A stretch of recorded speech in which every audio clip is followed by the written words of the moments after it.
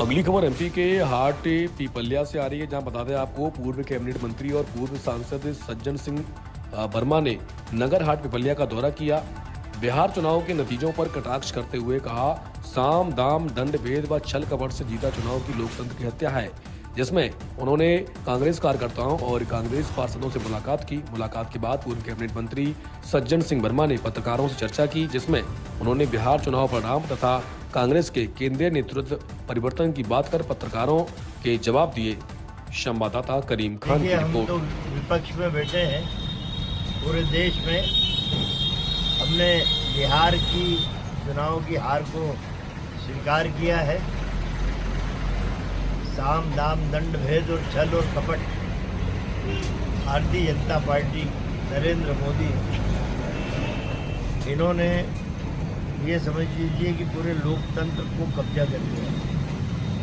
जिस तरीके से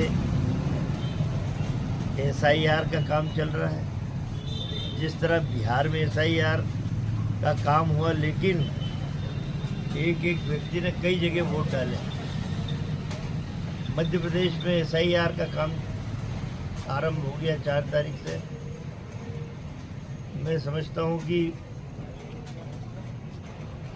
9 दिन तक आधी जगह पूरे प्रदेश में आधे पोलिंग बूथ पे गणना पत्रक जो भरवाना है मतदाताओं से, 9 दिन चालू हुए और आधी जगह नहीं पहुंचा।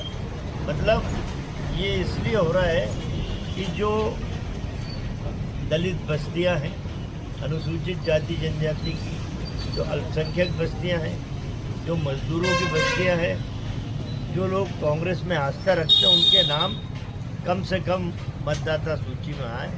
ये एक षड्यंत्र जो अन्य जगह किया है, बिहार से लेकर अन्य जगह, वो मध्य प्रदेश में भी कर रहे हैं। तो हमने हार तो स्वीकार कर ली, लेकिन हमने जज्बा आज भी ऊंचा है और मध्य प्रदेश में हम कांग्रेस के साथियों के साथ मिलके टक्कर देंगे और जो ये मतदाता सूची का फ्रॉड, वो हम निश्चित रूप से समाप्त करके रहेंगे। भैया, नेतृत्व परिवर्तन की बात बार बार उठती है, तो क्या ऐसे समय में जब करारी हार हुई है, ऐसे में नेतृत्व परिवर्तन के बारे में कुछ आप विचार रखते हैं होना चाहिए? नहीं, देखिए, हमारी कांग्रेस पार्टी नेहरू गांधी परिवार से बंधी हुई है और इसके पीछे कोई स्वार्थ नहीं है,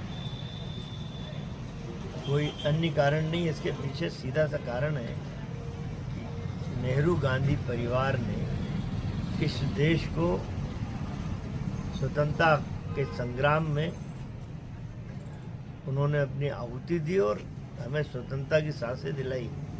ये वो परिवार है। लेकिन जो आज जो राजनीति में जो कब्जा किए लोग हैं, ना उनने ना उनके बाप दादाओं ने स्वतंत्रता संग्राम में हिस्सा लिया।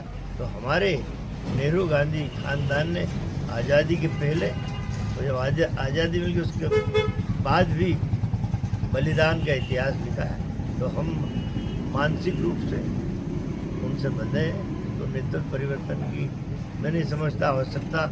मल्लिकार्जुन खड़गे एक दलित चेहरा है, राहुल गांधी उनके साथ में मिलकर चल रहे हैं।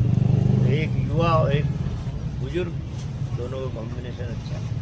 भैया, जो पॉलिसियाँ चलती रही है कांग्रेस की, जिन नीतियों पर लगातार पिछले कुछ वर्षों में चला रहा है, कुछ तो परिवर्तन की आवश्यकता आप महसूस करते हैं? कुछ होना चाहिए, चिंतन गहन होना चाहिए, कुछ परिवर्तन, आमूलचूल परिवर्तन का दौर आना चाहिए? नहीं, नेतृत्व में परिवर्तन की आवश्यकता नहीं। नीतियों में आधुनिक समय में जिस तरह EVM